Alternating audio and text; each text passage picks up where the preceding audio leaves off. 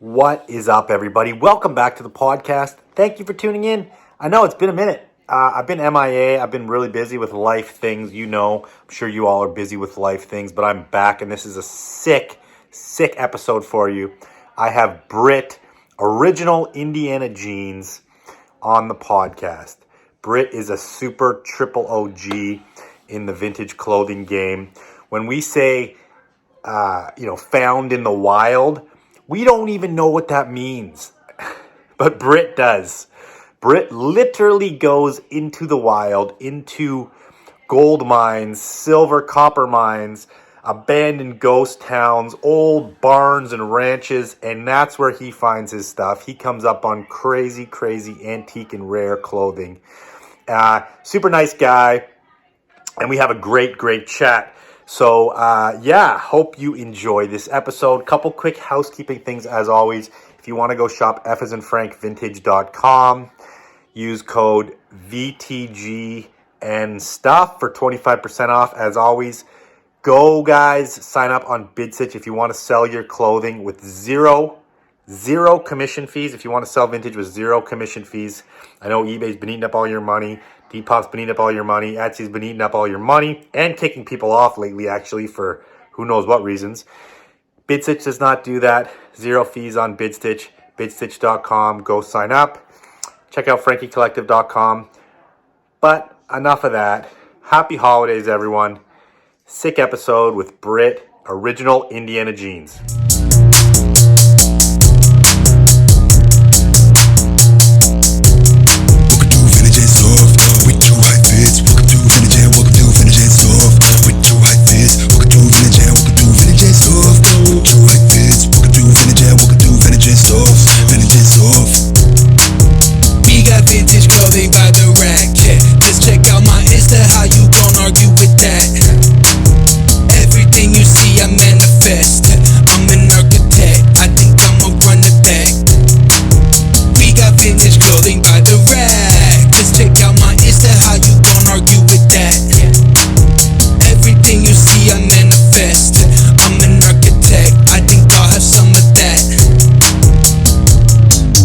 Welcome to the show. Thank you for coming on.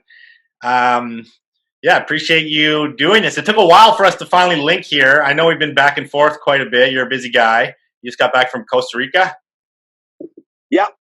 Was down there about 17 days. I had to recover from getting fired from ice hockey coaching, which is basically my winter life, and my identity is all wrapped up in ice hockey coaching. And we actually got a new Canadian, a very famous Canadian, as the new hockey director.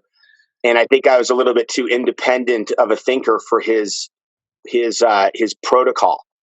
And so I got one more reason to say fuck Canada. Yeah. That sucks, man. So do you coach your kids, or do you coach like an adult team, or what? I coach kids, and I've been coaching 11 or 12 years. I was actually the longest tenured coach in our community here. And it's a small community, but we have a pretty strong hockey program. And I'm proud to say that a lot of the kids that I've coached have matriculated on to college at AAA and different stuff. I play all the time. In fact, I'm about to be 52, and I am equally banged up from my career and from hockey and from mountain biking. I crashed mountain biking a couple of days ago, really bad, gnarly, freaking terrible situation in Albuquerque, and we were down there for hockey, and I went mountain biking and was slick on the road. Anyway, but basically I have trouble sleeping now. It's like all of a sudden in the last year I can't sleep because of all my injuries coming to nag at me. I got an elbow that can't straighten. My shoulder's a disaster. I mean, how old are you anyway? I'm 41. Yeah. Yeah, you're a puppy. But that's all those scars are the telltales of your rich, full life that you've lived, man. Yeah, no, I don't have any complaints or any regrets, really. I mean, I've sucked the marrow out of the bone, as they might say. Yeah. So I'm sorry to hear about the coaching. Did Costa Rica do it for you? Did it help you get it through your system? Absolutely. The day I got fired, I'm like, all right, I can't handle this in America. And I had COVID too, by the way, at the same time. So I get fired, and then literally the day after I get fired, I get tested positive for COVID. So I couldn't have coached anyway for the first couple of weekends. So that was just a weird coincidence. And I got COVID because I went to the Dead shows, which precipitated the firing because they didn't think I was being serious enough because I went on tour with the Dead for the month of October. That's so crazy. So how was that? You're on the Oh road man, with it the was Dead, amazing. man.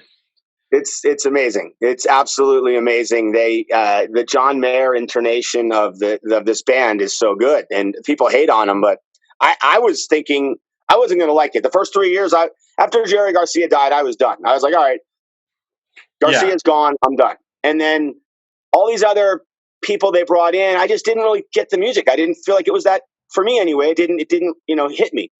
And I went to see John Mayer with the Dead just because everybody said he was so good with them. Freaking awesome. I mean, he really gets it. So that's my opinion anyway. Yeah, And I think that everybody that goes loves it. The only people that hate on it or don't go, you know? yeah, and why not at least be able to appreciate it and at least be able to get out there and enjoy some fucking live music after all this bullshit we've been through with people, even though you did get COVID. Fuck, that's crazy. But well, I don't know. I got it from that. I mean, I got stuck in Phoenix. You know how airlines are these days. It's just a nightmare. In fact, I have a Canadian friend that I do some mine exploring with. Or I haven't actually explored with him, but we're friends. But we've been trying to set up a trip for like 2 years to go mine exploring. And do you know this guy? His name is Frank, actually. But he's not F as in Frank. He's just Frank. No. Frank. He's the guy that found all those jeans in Castle Dome, and they claimed it was $500,000. You got to have heard of this story. No, I've never heard of the story. Is Castle Dome in Canada? He's a Canadian guy that was exploring in this mine in southern Arizona called Castle Dome, and he found 10 pairs of 1890s jeans. And the owner of the place had a little knowledge of Levi's and the value, and he started telling that these jeans were worth $500,000 to kind of it's just like everything, man. And this is a bigger discussion about this business. I had the same discussion with somebody yesterday. Oh, a friend of mine in Montana. Same discussion where he helped this lady with her estate, and he knew her husband. And the only thing he says, I want this one item that he had. He said he'd give it to me before he died. He didn't. He goes, I will pay market value. Get it appraised. I'll buy it. She said, of course, no problem. He spent weeks cataloging her stuff, helping her ship it off to Sotheby's and the different places. And then he goes to pick up the item, and they have an appraisal. She'd gotten the appraised. She said, oh, I shipped it out to the auction house. He goes, what are you talking about? You told me you'd hold that for me. And the bottom line is, I said, man, everybody lies. He said, they do. He goes, everybody lies. He goes, and then he called her some names and stuff. And it's just, and then he's like this. And then he's like, but he goes, the granddaughter's a meth head. He goes, the next time you're up there, I'll take you to the place and she'll sell you anything when the daughter's not around. I'm like, all right, that sounds pretty good. But it's a guy, I knew the guy too. I knew the guy. Scenario. I knew the guy in the 90s. This guy was unbelievable. He sold a massive, if I say too much, people are going to figure out who he is. But I will say this. At one point, when they did Disneyland in France or whatever, I think it was in France, he sold them, like, they did a mining exhibit at Disneyland, and he sold them like $1 million of mining machinery and equipment and stuff he had. He had a lot of stuff. And he took me to some ghost towns, this guy did, 20 years ago, and I found a bunch of those, I found a bunch of those Tower brand slickers and stuff up there in one of his mining towns he owned them too. Crazy. So yeah, I want to fucking talk about this because this is what intrigues me about you. Your Instagram is the original Indiana Jeans, which describes you well. Indiana Jones is like one of my favorite movies of all time, and that's kind of why so many of us fucking do this, is for the thrill of the hunt. But you're doing the hunt in like the most wild, organic, kind of crazy way, is like going to the source, going into mining towns, going into ghost towns, going into fucking barns, actually going to the places like the origins of where these clothes were used and now are sitting, hopefully still, right? And it's funny, actually, me and Jesse, so I met you, I don't know if you remember this, but my first trip to Rose Bowl ever was like 2005, 2006. We came down and we were chatting to you, and this is when Larry had an auction at like some hotel in Pasadena. I remember that auction. Yeah, the triple flying H or flying H, flying deuce, deuce. Totally. And we met that trip, and I think you had bought a couple things from us like on eBay before that, but that was the first time we met. And this was maybe my second or third time down to California before we ever even sold at the Bowl. And so to this day, when we find something that's like super old, super fucking thrashed, we still call it a Brit piece. Like me and Jesse, we're like, oh, we found a Brit piece.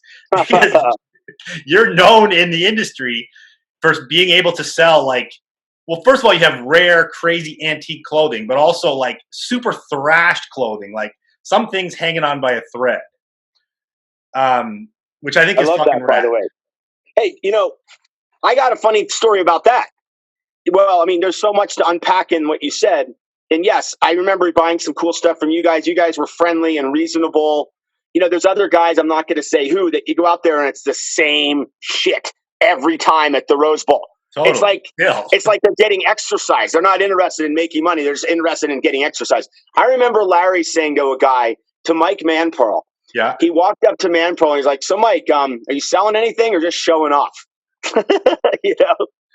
Yeah, that's how it is. And how about those guys? How about those guys that had the Levi banners and the big jeans, the big Levi banner and the jeans forever for 15 years? They had the same items, trying to sell them. They weren't displaying them. You know what I'm talking about at the Rose Bowl? I remember those guys. I remember this one booth that has like would have like the same Jordan 1 jacket and like a couple small pairs of Biggie Levi's, and you're like, dude, these have been out here for so fucking long. But now there's a new generation of like kids that are out there with the same T-shirts that have been there for like 6 months, a year on the booth, and you're like, come on, guys, like, are you a dealer or are you just here to flex? Yeah. Oh man, God, I had something really funny to say right there. This little anecdote, and I totally lost it. When you said, I had this thing.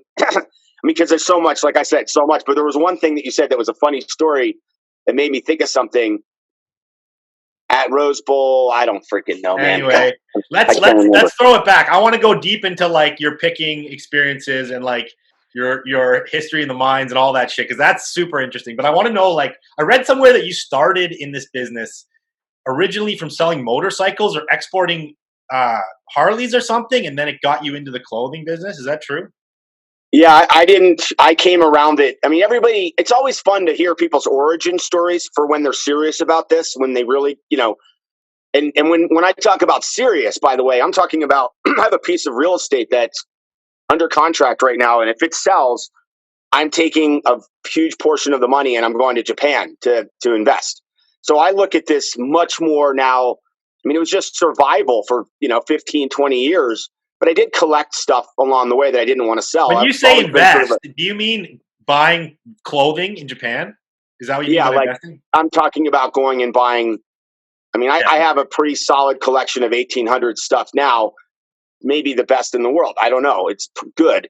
But I'm going to go invest massive more because, okay, I'll give you an example. I just shipped a pair of jeans to China yesterday. I just shipped some jeans to China, and I sold them 6 months ago. It took the guy 6 months to pay for them, and they're worth $10,000 now, 10,000 more now than they were when I sold them to the guy 6 months ago or 8 months ago when he first started making the payments. So it's like and by the way, I lost them because it took the guy so long to pay, and I'm a total freaking disaster. It took me a week.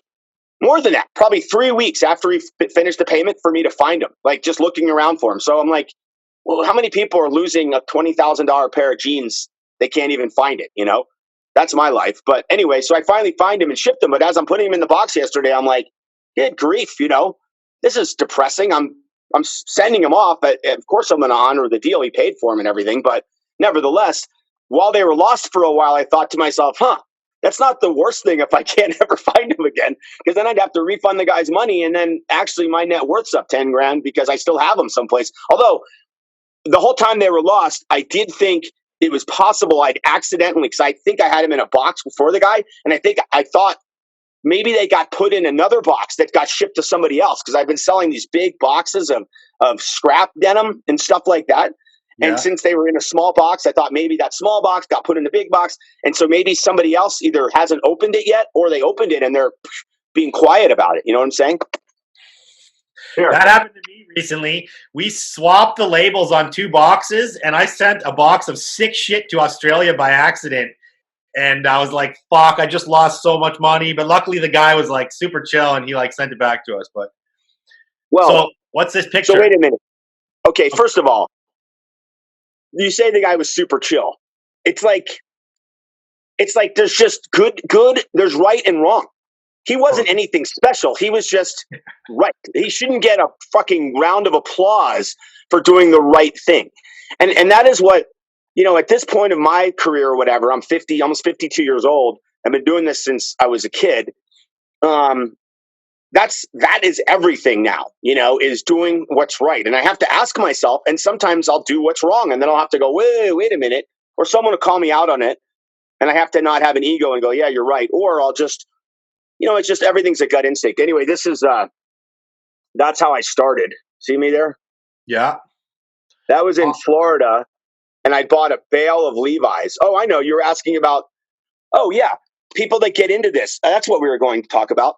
It's like I'm always intrigued by people who find their way into this business. I remember Eric from Junkyard Jeans telling me something because I was selling to him. When you first get started, before there's eBay and all this freaking Instagram or whatever, you're a buyer and you have someone that buys from you. So you're a picker and you sell to somebody, and it's very much a trust and honor and a codependency, a symbiotic relationship, right? So when I first started, I had Green for Jeans. Remember them out of San Francisco? Max Shapiro and Gary Wang or whatever his name was. Okay. No offense. You know what that is? Do you know that joke? Gary you ever Wang? see Caddy? You don't remember from Caddyshack where Rodney Dangerfield walks in and he's like, hey, everybody. He goes into the golf shop and he goes, I'll take 3 of those and 4 of them and give me 7 of those tees and 20 of the Titleists. Hey, everybody, this is my friend, Mr. Wang. No offense. You don't remember that? It's like the best. Anyway, so I think the guy's name was actually Gary Wang. But anyway, I'm getting off track here as usual. Yeah, but so you're the Gary Wang and this other guy are one of your customers that you're picking for, and you're talking about codependency. So yeah, like you're relying on them to be honest with you, is what you're saying, as far as like what the values are, building relationships with like your people, really, before you could actually. No, what I'm saying is it wasn't one of my customers. It's your only customer. Like, yeah. When I first started, I had a guy in Florida I was picking for. He was my guy. Like, I sold everything I found, I sold to him, or at least gave him a first chance. And maybe it was different for your origins. I have no idea. And then I moved to Colorado, and I was dealing with a company called Farley Enterprises. And Farley Enterprises, dude, they were like eBay before eBay. They had an auction to Japan, but they also would give you, I wish I had a picture of this. They would send out a magazine of what they were buying, and it had like UPS shipping labels, and you would just send them stuff, and then they'd send you a check. So they give you a list. The label out of the magazine and just send this shit? Yes. What the fuck? And they give you a check. I have some of those old magazines. I actually sold a couple on my Instagram recently, like over the summer. But the coolest thing was they give you like a buy sheet, and it'd be like a list like this, and it would say, Levi 501, size 28 to 32, $22. Nike T-shirts, $15. And I would take this sheet, and I would go to the thrift stores back in 1997 and 98, and I would just be like, oh, and I'd look on the rack, and it was like a shopping list. And I knew that every time I saw a Pendleton shirt that was $1.50, oh, I could sell that for $12. And so it was a massive profit situation. And that's how I got started. So you move forward with these different people. And I was going to eventually Farley could have been eBay. Like Pierre Omidyar, the guy that's worth $50 billion that started eBay. It was basically Farley was doing it. Farley was only doing it, though, to Japan. If they'd opened it up, what they were doing all over the place, they would have been eBay. And you never even sound like you never even heard of them. And most people listening to this haven't even heard of them. Probably before my time. So this, just for context for everybody, you're talking like mid 90s, late 90s? What are you talking? I started in 97, and Farley was the big deal for me. The guy that I was selling to in Florida, he basically said we became good friends, and he said, and actually Johnny Depp was like his main client, and I worked at his store for a while too. And he had the original Gilbert Grape Carhartt jacket up on the wall, and Depp signed it and everything. But the reason I got into this whole freaking line here, and I'll try to reel myself in. This in a is second. What we want, dude. It's good. Yeah, I'll try to reel myself in. The reason we got into this is because I eventually got to Eric from Junkyard Jeans. So I know you know Eric. Yeah, of course. And Eric was big in that Flying Deuce auction world, by the way. He was like one of the big consignees or whatever to that auction. But I remember him telling me, because he knew I was flat freaking broke. I mean, I was broke. When I moved to Colorado, I didn't have shit. I was towing a trailer with a whole bunch of vintage clothing. I got at some rag houses in Florida. My car broke down like 15 times.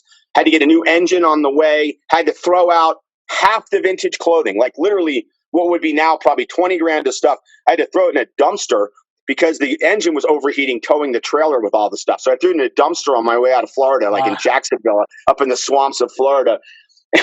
And the trailer was going like this, like fishtailing behind the Jeep Cherokee. And the guy at the gas station's like, what I'd do is I'd cut off my mirrors. Like that's what he told me to do. So I wouldn't look at the mirror to see the thing. So I wouldn't even, I would like not even pay attention to the fact it was fishtailing. So I threw out like $1,000 stuff. But when I found Eric, I remember him saying to me, he goes, well, you and I are different because he goes, I came into this business with money and you didn't. And so he was in some other business, and he was a little older when he got into the vintage thing. So he had a lot of money to invest. He did have a pot to piss in, and I didn't have a pot to piss in. And that really, I think that's probably gets you to why was I a scrounger? I couldn't afford to go to the Rose Bowl and buy something for $300 and try to get $500 for it, right? I had to go scrounge around at ghost towns and stuff.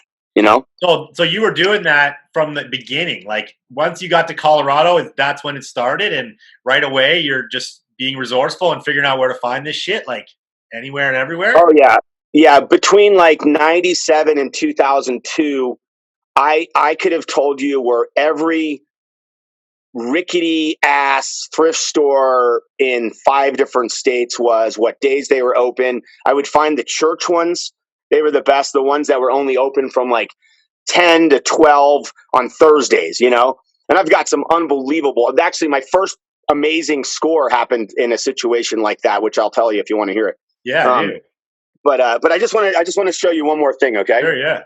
So going back to this picture, you see me there look how 80s I look, right? Oh yeah. Even though it's 97, I'm looking 80s. But do you see the clothing with all the American flag shit on it? Yeah, let's pile of jeans on the ground. Then you got that. There's a jean hanging off the window there that looks like a advertising Levi's piece or something.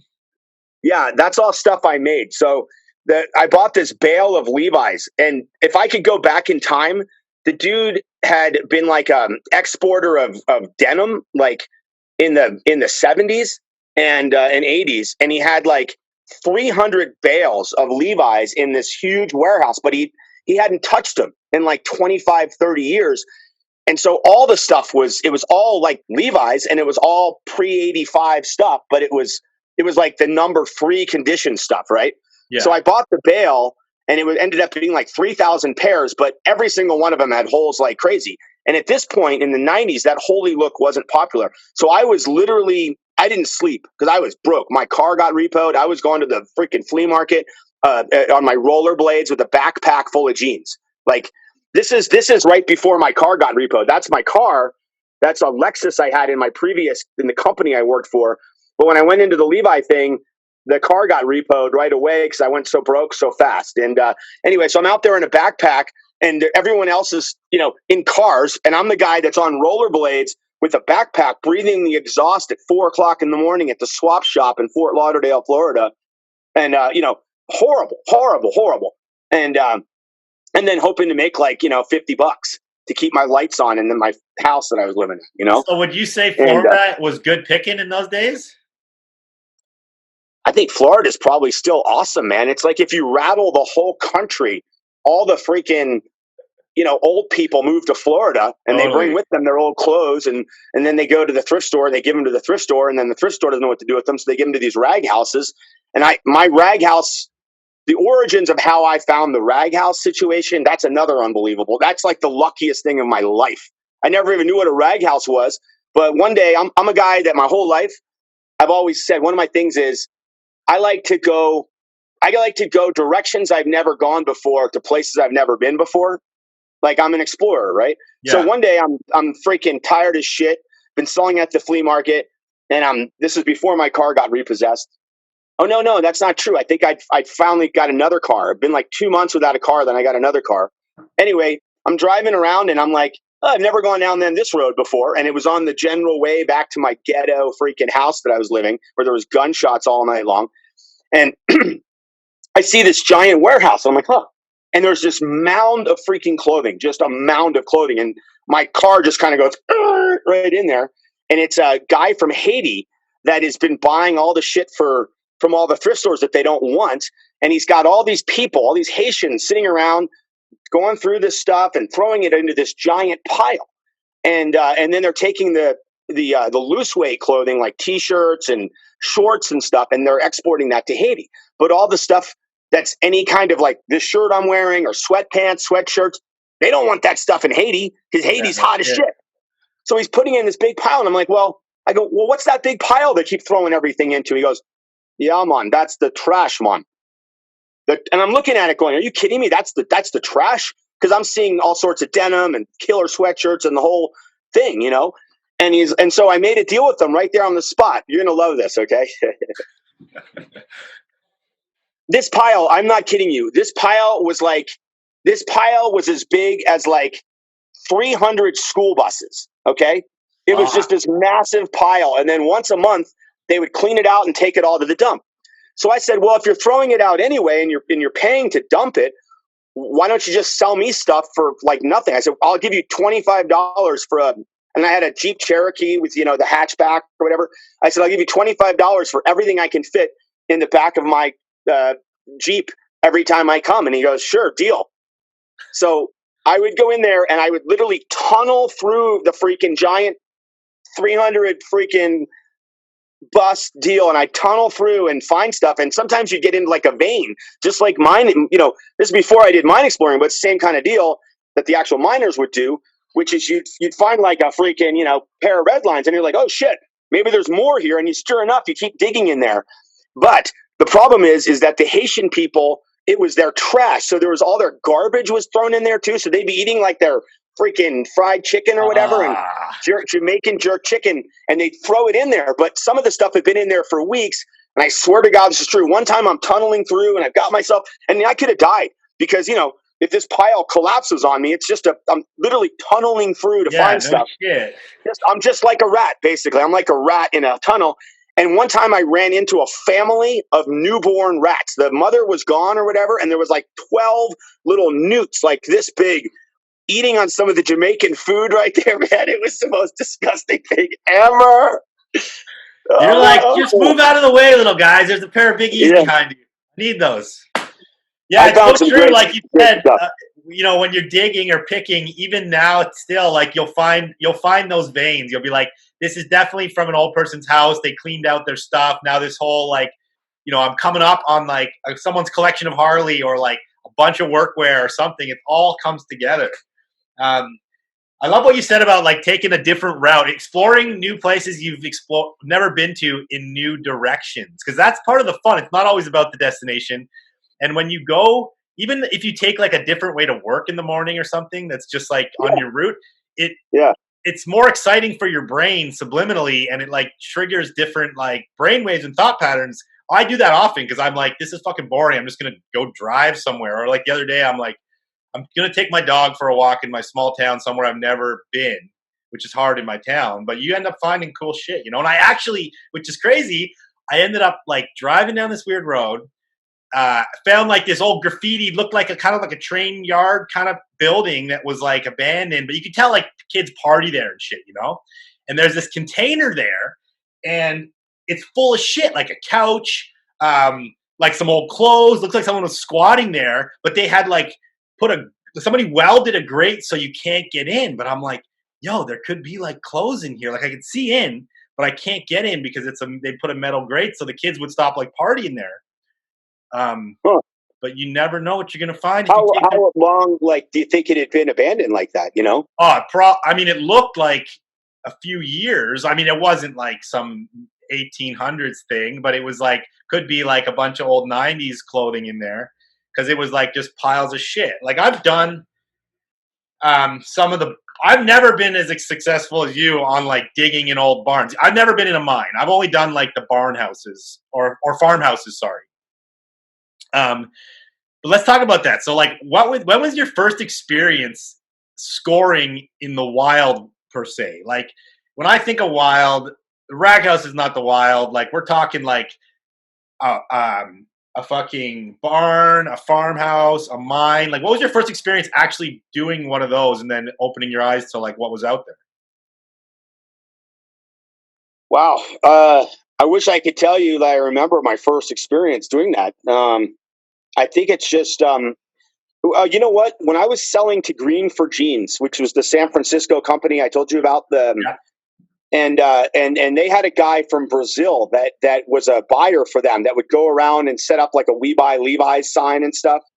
And incidentally, that picture, the fabric and stuff, that big Levi's, I made that and I still have that. And it's like Nice. a homemade Levi thing. And then I don't know why I did this, but I thought it'd be cool to put American flag material in all the patch holes. So I was up all night. I mean, I literally didn't sleep. This was when I was like 25. So, you know, I had a lot of energy. I still have kind of a lot of energy, but I'm kind of run down.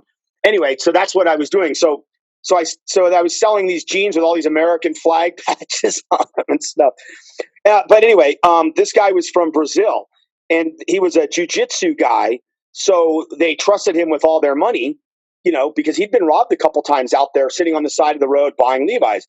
And the reason I mentioned him is he's the first one that told me. He goes, yeah, he goes, you know, he goes, if you really want to find something, you got to do what other people are unwilling to do. You have to basically have a lot of balls. And he said, you got to be willing to go knock on doors. And I had done sold water filters, you know, before I did this. I was in like a pyramid scam company selling water filters for a company called Equinox, and there was great products. And I spent like $50,000 on success seminars too, because they encourage you to go to all these seminars. And you know, the crazy thing is, you could say I got scammed, but it actually built a foundation. There's a great analogy, like a guy, let's say you saw me, right, in 1995, and I'm out there digging a hole in the ground. And every day you go laughing at me, like, look at that fucking idiot. Look at him digging that hole in the ground. What the hell's he doing down there? And you think I'm crazy, right? And I'm digging really, really deep down in the hole. But you don't know what I'm really doing. And what do you think I'm really doing? Digging for gold, fucking oil. I don't No, know. I'm building a foundation, man. And the deeper I go, the bigger a building I can go up. You see what I mean? Yeah. And so I dug myself a hell of a hole. I got in like $70,000 of debt when I was young. And you know, I'm not a big fan of debt, but I do think it's an ends to a means, you know? So this guy told me basically, this Brazilian guy, it's like, you got to have some balls. You got to, if you really want to make it, you got to go do what other people aren't willing to do. And I had some experience, you know, pretty much the worst thing in the world is knocking on somebody's door and trying to sell them something, right? I mean, it's brutal. It's just so, it's just, you know, it's terrible. Have you ever done door-to-door sales? I mean, when I was in high school trying to sell like Christmas crap for a fundraiser or something, but no, I've never really done that. But I talk about this often where, you know, in the last few years of my life, I've really realized that like communication skills, like you're saying, building that foundation is so fucking important because I deal with so many people all the time, so many Yeah. staff, suppliers, blah, blah, blah. And like, I was not a good communicator. And I've really like put the work in the last few years to like better myself in that area. Cause I think that's like no matter what you do, you need that. And that can give you success in anything. Dude, if everybody watching this, you know, and maybe they're young or something and they're like wanting to make it with whatever they're going to do, go do door-to-door sales for a year, you know, because once you do that, nothing can really be any worse than that. So it's like everything else is going to seem easy. It's just like getting up in the morning. If you can get up and sack up in the morning and get up and do some exercise, get a sweat, go for a run, which I wanted to do today, but it's raining out, gave me an excuse. And I have a lot of other excuses, so I probably wouldn't have done it anyway. But if you can get up in the morning and do, oh, you know what? This is what I used to do. I used to do exercise and then take a cold fucking shower. Yeah. I'm reading some of my old journals and I'm like, yep, I'm on the cold shower program. Why do you take a cold shower? Because it sucks. It sucks. But when you get done, you're like, you just accomplished something. So you feel like this, you've made an artificial sense of accomplishment, tricking your brain into thinking that you've done something worthy of respect. And then once you deem yourself worthy of respect, I think other people are attracted to that. And yeah, so because I done here's the deal, right? You're going to figure this out. Because I did the water filter sales thing and a knocking on door thing, trying to sell something to someone. Now it's the opposite. I'm knocking on their door trying to buy something from them, right? Yeah. And it was very awkward in the beginning. I mean, like, because I thought it was just about me. Like, I would knock on their door and I'd be like, excuse me, ma'am. I buy some old Levi's. Do you have, and I was all nervous, right? And it all changed one day. I was in Wyoming and I knocked on this lady's door, and I always thought that, like, just like when I was trying to sell them a water filter, I'm thinking what they can do for me, And so when I first started trying to buy clothing by knocking on the door, I thought it was all about me. Like, what can these people do? What do they have that I want, right? I never even considered that I might have something that they want, which is money or companionship or helping fix a fence or freaking go chase down some cows that got loose. Or, I mean, I could go on with like 1,000 things that I've knocked on a door and then your life goes in a direction you didn't know was going to happen. Like, Totally. They say, oh shit, yeah, I don't have anything, but my freaking grandfather 4 hours away does, let's go. And you drive in the car with them and you become best friends with them for 3 days. But anyway, so this one time in Wyoming, I knock on a door and the lady says, she just looked at me like in shock. And she said, I've never had it happen this fast. This is unbelievable. And I'm getting fucking chills, man. I really am. I've talked about this story before, but it's where everything changed for me. She said that her power had gotten shut off the day before. An hour before I got there, she'd been praying to God that something would happen to bring some money into her life. And here I am at her doorstep an hour later, freaking trying to buy some shit from her. And I did. I bought stuff from her. And she was like crying the whole time because it was like a real spiritual, cathartic thing for her.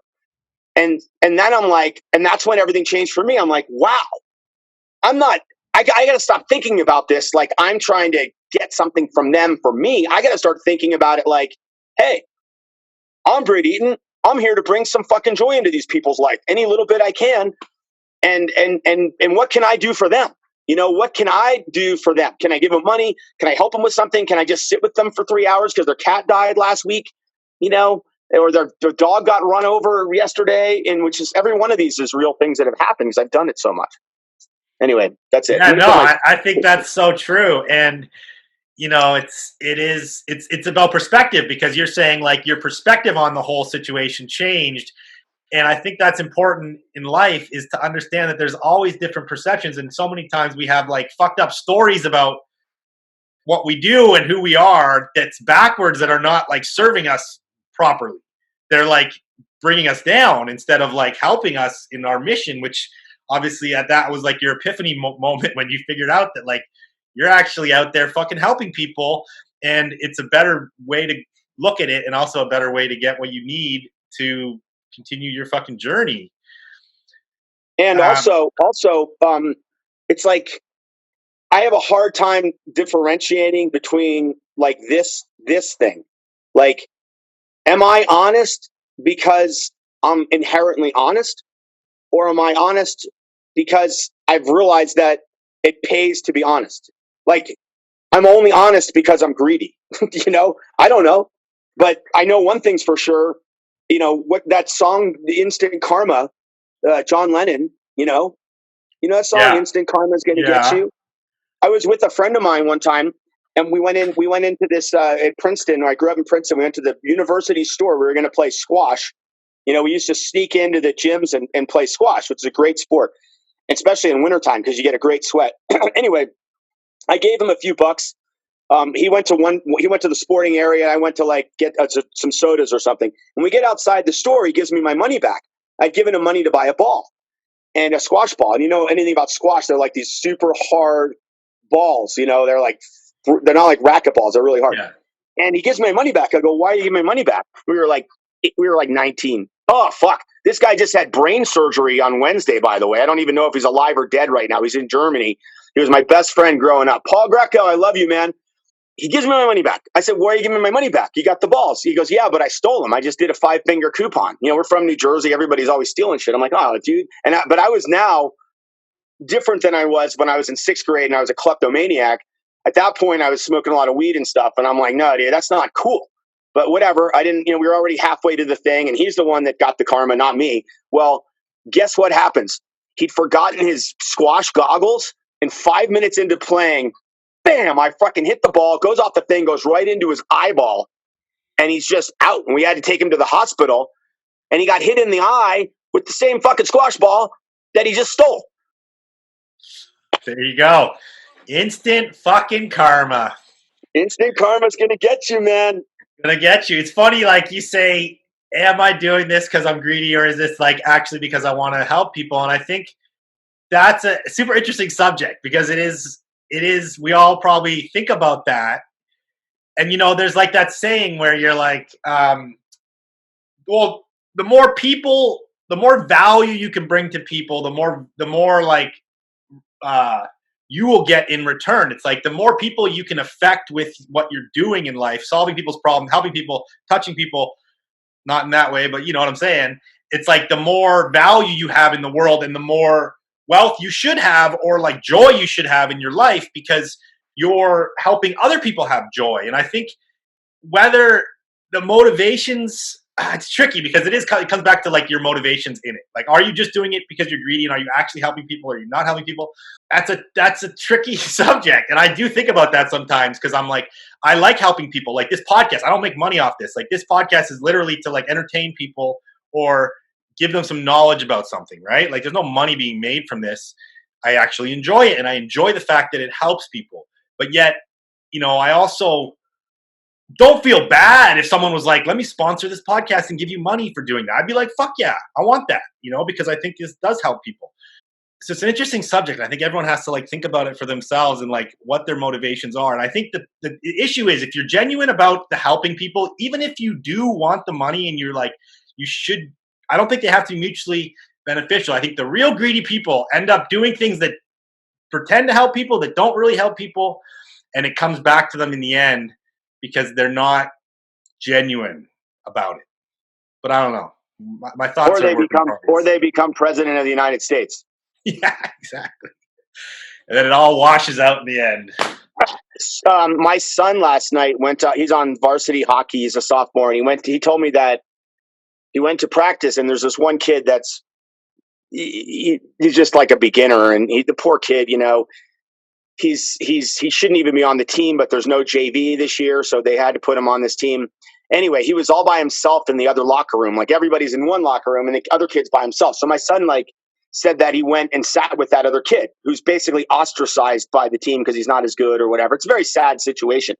But he said that he talked to him and stuff, and he said, Dad, it really made me feel good, going in there and doing that. Like, I don't know. I said, I'm more proud of you for doing that than anything you could do on the ice, and we all got to look for opportunities to help people if we can.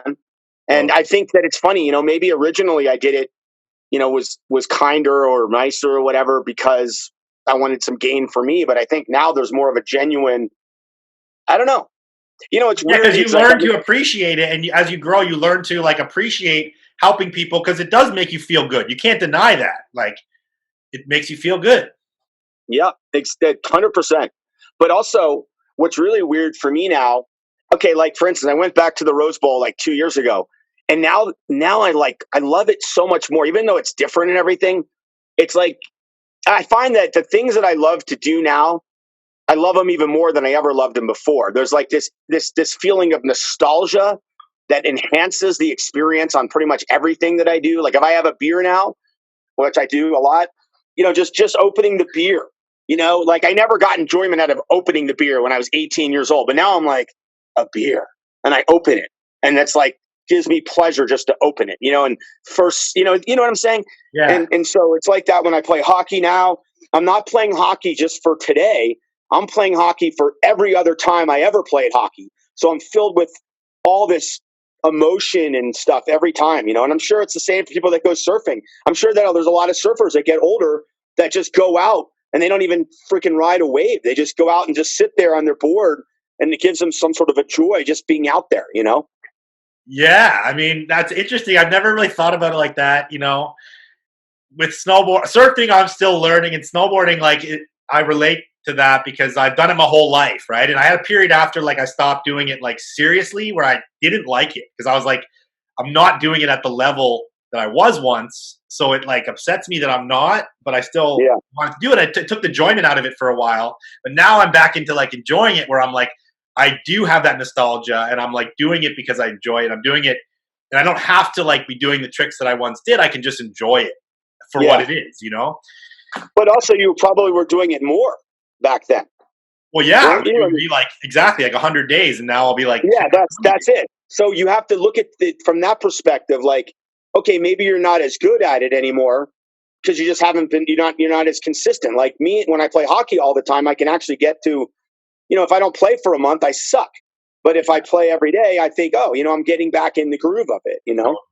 But when if I were to go knock on a door now or just drive around out in the country, I don't even feel like I mean, you have to understand. I mean, I couldn't pay the bills if I didn't find stuff for years. And so, now it's this incredible, there was this pressure, this unbelievable pressure on me all the time to succeed and achieve just to make money or whatever. And once that pressure gets off, man, it's such a beautiful feeling because then you can just enjoy the experience without having to have a huge payoff, you know? I mean, yeah, and I think that's something I've struggled with, I guess, because a lot like you, I didn't my origins in this business, I got brought in through our father, but it wasn't he's here's 100 grand, go do your business. He just told us how to do it. So it was a huge leg up, but I never started with a lot of money. And through this whole journey of learning how to be a businessman, because we have a lot of staff, we got 50 staff, our payroll can be huge, and it's a lot of responsibility on us to make sure that money's coming in to make sure that people are fucking paid and rents are paid and whatever else. That's stressful. That's stressful. It's stressful. And there's been times when it's been really stressful and there's times when it's not. But for me, over the years, I've had to learn to keep focused and keep it fun, no matter if it's super fucking stressful or not. Because when you're in the stress mode, nothing gets accomplished, and you're in reactionary mode, right? Yeah. And it's fight or flight. But when you're in this, you're saying, you have say a cushioning, or you're I got money in the bank, I'm cool. You end up having more fun and more good happens from that place because you're more in offense mode, right? Totally. And 100%. I think that's a mindset. It's literally the same thing with courting a woman. It's if you're nervous and you haven't had a lot of success, you're hard up, you haven't gotten any action for freaking 6 months or something, and then you try to talk to a girl, you're an absolute freaking shit show, right? Yeah. But if you just had 5 great nights in a row, and you're feeling the groove, no girl can stop. No one's gonna turn you down. Yeah, it's when it rains. And it's the same thing, with going out on the road, finding stuff. Confidence, it breeds confidence. Success breeds success. But don't get me wrong. I mean, I am so addicted, and I think I've kind of lost a little bit of the addiction of having to have something to feed the addiction. But for years, I don't know if I was brainwashed or just addicted or what the deal was. But if I didn't get some serious freaking denim or something phenomenal vintage clothing on a trip, it's total depression. Very similar to what you would feel doing withdrawal from drugs or something, Well, that's and mine exploring is the worst because mine exploring is literally the hardest thing imaginable. It's so dirty. you come out and your clothes, you have to throw them away basically because the amount of dust and shit in there and everything. It's so horrible for a human being to be in those mines. I mean, I know one mine in Nevada, they called the mine the Widowmaker. The average guy, when he started working there, only lived for 6 months.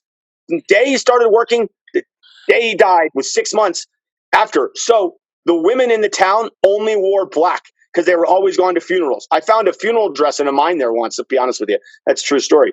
But the reason that the guys kept showing up, see if you can figure it out. Why did all these young boys from Utah keep going to this mine? Because they are a high-paying mining company? Because they were badass? I just told you. All the men were dead. It was a town filled with women because the guys were dying left and right. So the mine owners were like, hey, look at this. We got a 10-to-1 women to, it's the primal thing, man. That's so true. And that's like, in a typical mining town that wasn't so dangerous, you probably had like 10-to-1 guy to girl, where like you're never going to find anybody. There you go. Exactly. Just like a typical snowboard town or ski town, it's 10-to-1 guys to girls. So I want to talk about the mine. I want to dive into the conversation of these mines. And, everybody knows what a mine is. It's a fucking shaft in the ground where people pull out gold or copper, whatever they do. Mining obviously was like what America was founded on, per se, like the railroad, the mining industry, the lumber industry. These are like cornerstones of like North America, essentially, right? Like through the 1800s and before. I think that the West got settled and manifest destiny and all of that happened a lot to do with the gold rush. However, there was a lot of bullshit that the government propagated to get people out West as well. So I'm like part historian on this stuff. I mean, I've had to be. I have to find the places to go. I'm looking over my library here. I mean, I got massive research books, so I've learned all this stuff. Yes, the gold rush got people out, but also, hey, move to Montana. Look how fertile it is, And then people get out there and they get this crummy ass. They've spent a fortune coming out from Boston after immigrating from Latvia or some shit, and they're out there and they starve to death, and they're eating their freaking shoes and they're like, sharing one potato for a week. Rocky mountainside piece of land that you can't grow a fucking carrot on, and there you go. That's terrible, man. And I'm sure like there was a lot of bullshit in the gold rush too. Like probably more often than not, people fucking struck out and didn't get shit, right? And it was like this huge hype. 100%. Probably 95% struck out. But it's just like going to it's exactly like going to Las Vegas. They didn't build those massive freaking towering casinos, because someone gave them charity and they were able to use the money to buy those buildings. They built them on the backs of all the poor sops who've lost all their money, right? Remortgaging their house to fucking...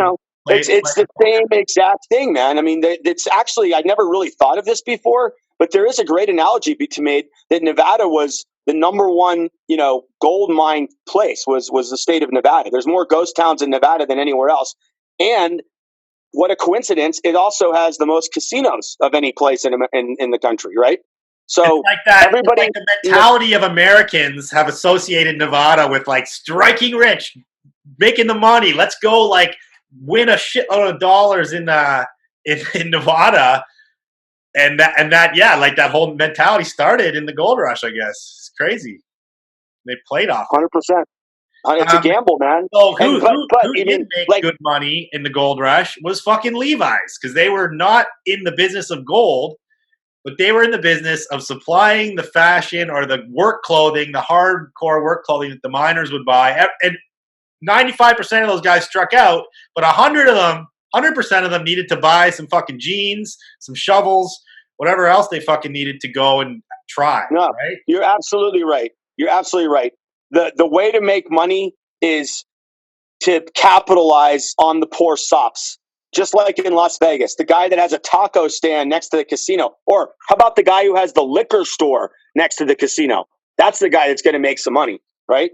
Yeah. He's going to make money 100% of the time, because everyone that freaking loses their money, they're going to spend their last $5 on getting hammered, But there is something that's very, very American. I don't know if it's Canadian, probably is too. But just optimism. You know, I mean, that's the great thing about my country is the idea that we came here, that anybody could go from 0 to 60. Anybody could become rich. Andrew Carnegie comes over penniless, becomes the first billionaire from Scotland with no money. He had no idea. He paid a guy $1 million a year for 20 years, this guy Napoleon Hill, to study millionaires and find out, because he couldn't understand. He couldn't understand Think and how. Grow Rich, Napoleon Hill. Great fucking book for anybody out there. There you go, baby. There you go, baby. That's it. Yes. Do you have somebody like doing that for you? Like guy over there that's Googling as I'm talking, that's giving you this information? Hey, Ricky, good job. No, dude, that's like one of my favorite books. I fucking talked about that a bunch of times, but yeah, that's G shit. And that book is like 100 years old, but but it's still so fucking relevant. If you read that book, the studies Napoleon Hill did 100 years ago will help you so much today and probably 100 years from now. There's another book that's like 3,000 years old, and it's called The Richest Man in Babylon. Read that one. That's really cool too. And it's all about, you know, every dollar you make, take 10 cents and put it away. Every $100 you make, you know, that kind of a thing. It's that principles like that. But the point is that, you know, of those 95% of poor saps that struck out and didn't make any money when they were looking for gold or whatever, 100% of them had a belief that they would, or at least some sort of like hope that they would succeed. And I think that's the same attitude that anybody in this business has to be if they're going out picking or looking for stuff or what have you. And, you know, I could tell you my whole American Picker story at some point too. That's a pretty good one. So you know about that. I probably told you about that before. Optimism is clutch. I believe it.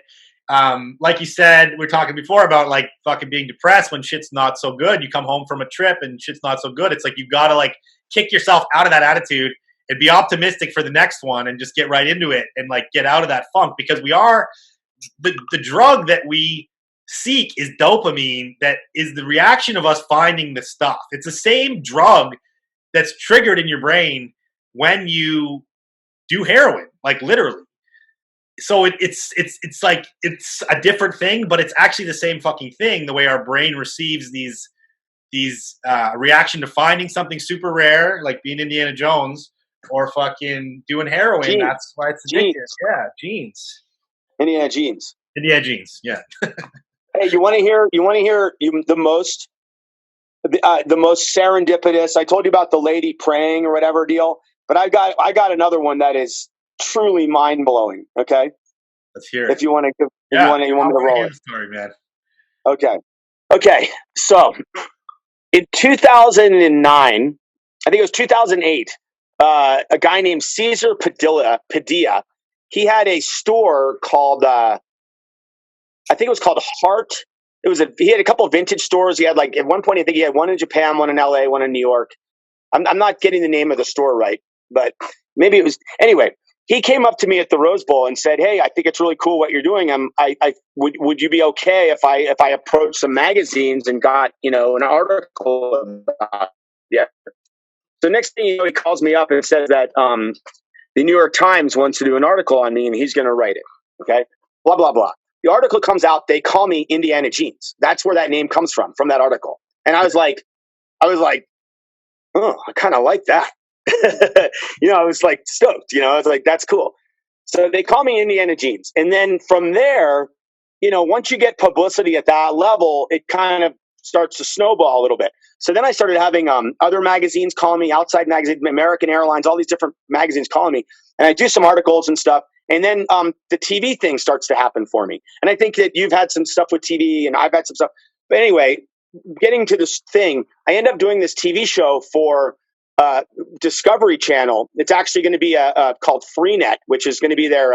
They thought in 2010, 11 that it was going to be the 3D television was going to take over the world. You know, so they hire me and they put me in this hat up here. You can see it up there. Some of my paraphernalia from that show. You see that hat there, and nice. And there's the clapper for the filming and stuff, and there's some of the episodes up there. Anyhow, they hire me for this show, and there's a whole point here that's going to get to, and I'm going to sum it up. At one point, Indiana Jeans is there's a scene where I'm sitting in a Cairo cafe talking to a French Egyptologist at a Cairo cafe. And I didn't even realize it till 2 years after we filmed it.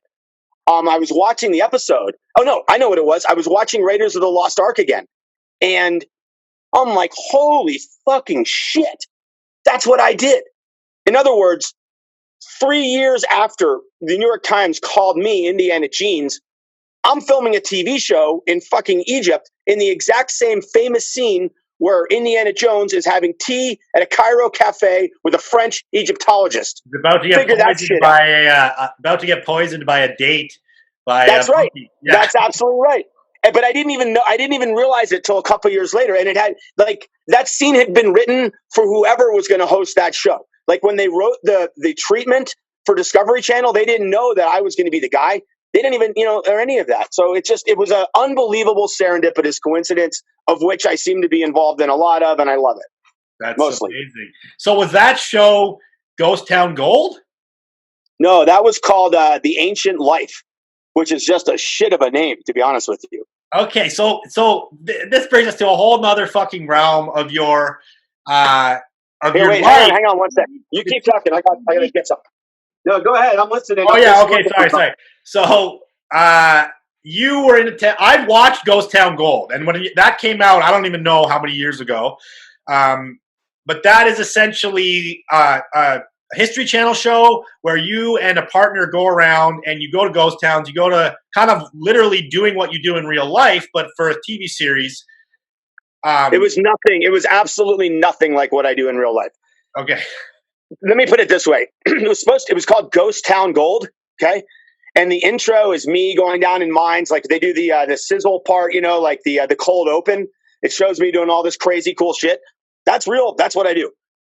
Ghost Town Gold, halfway through the filming, one of the camera guys, I filmed with him on the other show first, then we did this one. He looks at me, he goes, wow, they should change the name from Ghost Town Gold to Trailer Park Trash. Because they had me like digging through like trailers and stuff. Here's me with a mummy. See that? Yeah. That's me and a mummy and so crazy. So I've never seen this fucking show. So obviously, like, these are called reality shows, but in reality, they're not fucking reality. They're bullshit. They're scripted. They're written, right? Like, what's your experience? Yeah, that wouldn't be called a reality show. Ghost Town Gold would have been a reality show. This was like a docudrama. That's different. Oh, okay. So give us the synopsis of this show. Like, what was it? How did you? Well, I was supposed to be this like inquisitive sort of archaeologist guy who was going to go around and unearth the world's mysteries, as it is. Ghost Town Gold was supposed to be a like a for-profit, like, hey, this guy does all this cool stuff, look at him. But I don't know, it's fun, and I think it's worth a watch, but it certainly is not indicative of my life and what my life's really like. Can you talk about it? Like, you got cast for that, of course, because you got fame through like these articles and stuff, and you're famous in the business. And it went for one season or what? 2 seasons? It went okay. So first of all, the origins of that are a little bit what you said, but a little different. So I around probably 2005, 2006. All these reality shows, that becomes the big thing, right? They got the ones with, what's her toes, Paris Hilton, or whatever. Everybody's blowing up with reality shows. So I started watching all this garbage and thinking to myself, my God, my life's way more interesting than that. And I swear to God, it's true. I never thought that I'd be good on camera or anything, right? And I still don't know if I am at all. But But what I did know was that the people that I met and some of these stories I experienced were a million times more interesting than all the pollution on television. Yeah. So I got my cousin, who is a filmmaker, and I said, let's go out in the field. What would it cost me to pay you to go film me around? And I think you were doing the same thing when I saw you at the Rose Bowl, right? You were developing something. We had a pilot produced, which was going to be like a similar, we're talking like these are likened to like American Pickers or whatever, these shows. And we were going to have a similar one, but it was going to be like us going to like buy out retail stores and do our type of digging. But ours never made it past pilot. It just got thrown, which happens often, All the time. Yeah. All the time. I mean, how many shows go for a first season and you're like, wow, that was a cool show, and then you never see it again? Or bands, I guess, the same thing. Bands break up. What did I just read? A freaking, like, oh my God, like Eric Clapton was like fired from his first couple of bands. Like Eric Clapton, it's crazy when you start to get in, and the politics in TV. The networks buy scripts and buy like rights to shows, and they'll buy like 1,000 shows and maybe produce like 10. Like it's that crazy of numbers because they're like, we want to control. We want to control. Like if these things go to air, and if it's a competing show that one we have, we need to dead it so that nobody can make it. Like they'll just throw money at these things and or try them and they don't work. And it's like, it's a crazy. Yeah. Once I got in it, I was like, this is crazy. Who's the head coach of the Canucks? Oh fuck! I'm not even a hockey guy. I should know that. I don't know. Yeah, you are a disgrace to your nation, my friend. Dude, every guy in Vancouver right now is hating it. They're gonna stop watching the show. Yeah, but they're gonna like me for what I just said. Yeah, totally. Anyway, it doesn't matter. The Canucks get a new head coach. The first thing that guy is gonna do is bring in his whole team. Get rid of everybody else. No matter how good they are, he's going to get rid of everybody that was on the other guy's program. He's going to start looking for different players, new goalie, whatever. It's just the way it works. And TV, the changeover in television is 50 million times more rapid than the changeover in sports. Every freaking year, these guys are going to another company, another job. Everyone that I would talk to like this, when we were having the initial conversations, and we'd have these meetings or whatever, they were never around once the show actually was about to air. So all the people that ever supported me weren't there to put the promotion money into it. And the people that, if they'd already made these shows, the people that were there, they wanted to put their money for promotions into their own shows, right? They don't want to give any credit to the guy before them for their great idea hiring me, So they happened to me over and over again. The greatest example is when Travel Channel did a show with me. I got signed to a contract. I never worked a day. 2 days before we were first to start to go filming, they got a new person. That person canceled the show. I got a check for $50,000, and I never worked a damn day for them on that one. But I had a guaranteed clause in my contract, man. But I had to pay a bunch of taxes. IRS, if you're listening, I did pay a lot of taxes on that one. They're coming for you, man. So that's another thing too. Like the actors, like you got cast for this Ghost Town Gold. You had a partner. What was your partner's name? Is he a friend of yours? Yeah, he's still a good friend of mine. He actually hooked up with my brother's wife right as my brother's marriage was ending, and they were together for a couple years. That's a whole nother story that he got divorced and everything else. But that's a real rude awakening when you fly into Denver and your brother calls you and says, "Hey, Brit," because my brother's a Colorado guy too. He goes, "Hey, Brit, take a drive by my old house and see what you see." I said, "What do you mean?" He goes, "You just got into Denver." I called him because we were going to go partying that night. We were going to go to the bar Shakedown Street, I think it's called, which is a Deadhead bar or Terrapin Station or whatever it's called. Anyway, we he goes, "Before you come over to my place, go by my old house." And I'm like, "Why?" He's like, "Just drive by there." I go, "Okay, that's weird." I drive by there, and what do I see? I see my buddy's truck, pickup truck, Kansas plate sitting out there. Crazy. Yeah. But I mean, my brother's marriage was already kind of in the gutter then anyway. So whatever. And Scott and I are still really good friends. But what happened with that was the show was supposed to be me, and it was supposed to be my dog. Here's my other dog here. That's Shadow. Hey, Shadow. What's up, Shadow? That's Shadow. But before Shadow, I had Trooper. Now, that's a long story how I got Trooper. Basically, blizzard on the Arizona highway. We get pulled over. This dog comes out of the nowhere. The cop pulls us over for speeding in the blizzard. And the dog is freezing and starving and pregnant. So we named that dog Trooper after the state trooper that pulled us over. Nice. And so then Trooper has babies. So Trooper's my dog. So the idea of the TV show was Trooper's my co-pilot. So instead of talking to Scott, I'm talking to the dog. Like, all right, Troops, here's what's going to happen. We're going to go to this house over here. I'm going to go knock on the door. Well, I'm knocking on the door. You're going to go into that building there and make sure to chase out any varmints so that if I get permission to go in there, we can go in there next, that kind of a thing. So that was the idea, like having a dialogue, a connection with the audience through the communication with the dog. Yeah, that's my great idea. I think so too, bro. I couldn't agree more that my idea was great. Anyway, So they didn't. They said, okay, the dog thing is cool. This is what they say. We'll use the dog in season 2. Dude, if you don't put the dog in season 1, you fucking idiots, you don't get a season 2. Come on. I mean, it's like the arrogance, right? The arrogance. And it's the typical like corporate world, Hollywood world, trying to identify with the world that we work in, or the world of like this other world, and it like not being represented authentically, which then kills it. And listen, my analogy is this: the guy's from freaking New York, and he's a producer, or L.A., right? And he's driving through the Nevada desert, and he takes a back road, and what does he see? He sees this wild Mustang running back and forth, and he goes, "Oh my God." And he just stops there on the side of the road and says, "That is the most beautiful thing I've ever seen in my life. Look at that thing. Oh my God, that wild Mustang. I wonder how he got there. I wonder what the history is. Like, did the Spanish let him go and his ancestors let him go thousands of years ago? Whatever. Who knows?" And he decides he's going to go back and make a TV show about it, right? And they go, "Oh my God, we got to get that wild Mustang on television. We're going to go make a whole TV show with that wild Mustang." And you know what the first thing they do is? They fucking rope the wild Mustang, put a fucking halter on him and a bit in his fucking mouth, and make him do what they want him to do. No more wild Mustang. And then they put that on television, right? Yeah. They don't put the wild Mustang. Hey, by the way, it's true. It's sad, and they still have yet to come out with a show, in my opinion, representing the vintage world in any good light or even authentic light.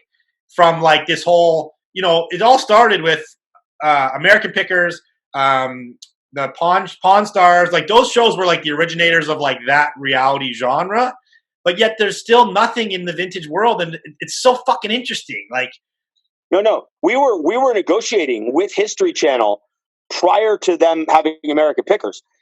A year before American Pickers came out, we were in negotiations with History Channel. And I mean, I don't want to get sued for anything I'm going to say here, but anyway, I'm going to keep my mouth shut. I'm going to keep my mouth shut. I think you can figure out what I'm trying to say. Yeah. I think you can figure out what I'm trying to say. I want to touch on this subject is that they pay fuck all for the first season, right? Because they'll only pay you big if you're a star. Or did they? That's not true. Okay, that's not really true. The truth is, they offer you fuck all. Okay. My first ever communication on the phone with the executives when they were going to give me a deal was like 2011, and it's like 6 people in a conference with me, and this is the big deal. And my producers told me, "Hey, they're going to offer you the money now." Da da da da. And so we get on the conference, and they go, "So, we're going to do your show," and da da da. I'm like, "Okay, awesome." They go, "So we want to talk to you real quick about the money," and I go, "Okay, that sounds great." And they go, "We'd like to offer you $3,000 per episode." Crickets. I don't say a fucking word. And so, Brit, are you still there? Are you still there, Brit? I'm like, "Oh yeah, I'm here." They go, "Oh, we thought you got disconnected. We didn't hear you. So what was your answer?" I said, "Nothing." My answer was nothing. They go, "What do you think of offer?" I go, "I think it sucks." I go, "I'm not going to leave my life that I'm already making more money than that to go work for $3,000 an episode for you guys. That's insane. And expose all my secrets to the world, create 1 million copycats. That's just dumb. I'm only going to do it if I'm getting paid really well." So next thing you know is $15,000 an episode. Think about that. So that's like me going and seeing that jacket behind you and being like, "Oh, hey, I'd give you $300 for that." And then you say, "No way." And I say, okay. I'll give you $3,000 for it and offer you a more reasonable price. And that just proves that I'm what? Fucking slime bag, for one thing. There you go, buddy. There you go. They already have it in the budget to pay the talent that much. If they're willing to go to 15, right? Then, And that's like something for any business or any dealings you have in life. It's like those interactions that are so early in the relationship affect the whole relationship, because you're like, now that they're fucking dirtbag trying to lowball you, probably trying to take that extra budgetary money for themselves or whatever it is. And it's so in the same in like a vintage deal. If you come into someone and be like, "I'll give you $100 for that shirt that you know is $1,000 shirt. And then you're like, fine, I'll give you 700. They're like, fuck you, because you already, I know you were trying to screw me. So I have, how everybody says, like, there's all these great quotes that are misrepresented. The best one of all is the Abraham Lincoln quote that's good things come to those who wait. Oh, honey, good things come to those who wait. I thought that was right? A Heinz ketchup quote, man. Well, Abraham Lincoln said it, and then probably Heinz used it on the bottle cap. But it's actually this. Good things come to those who wait, but only what is left over from those who hustle. That's his fucking quote. So it's like the exact opposite of what people take it as. And here's another one. Everybody says, oh, don't do business with friends. Don't do business with friends. It could ruin the relationship. It could ruin the friendship. You know what? Fuck that. Do business with people the minute you fucking meet them, because then you know if they're worthy of being your friend or not. Because you don't really ever know what anybody's all about until you have some sort of money involvement with them. That's when you find out if they're a scumbag or not. Right? That's true. I never thought about it that way. There's another one that I know called this one sticks with me because somebody said this to me when I was young. I was like in my teens, and I'm sitting around like working at a restaurant, and I was telling someone like, "Oh, I'm going to go move out west to be a snowboarder and this and that," and they were like, "Oh, you're a jack of all trades." And I was like, jack of all trades, master of none. And I was like, fuck you. Like, why are you saying that to me? Like, I'm just doing my thing, whatever. Now, it stuck with me because it pissed me off, right? And then the real saying is a jack of all trades, but a master of none is oftentimes better than a master of none. And everyone misconstrues that statement. So I think a lot of these are... Oh, really? That's really interesting. I didn't know that. I love it. That's really great. Yeah. Huh. I love it.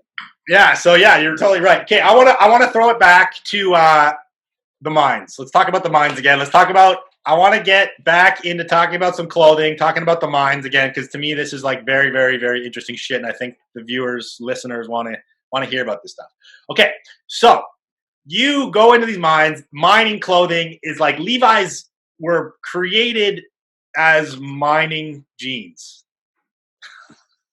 No, I'm just joking. I'm just screwing around with you. You can talk as much or as little as you want. But everybody knows that for people watching, this was our cue that he can't ask me something. As I start holding up this pink envelope, then he can't ask me something. But I'm just joking. I'm fake. That was a fake rebuttal. You already put it on TV, so nothing we're going to say here is more incriminating.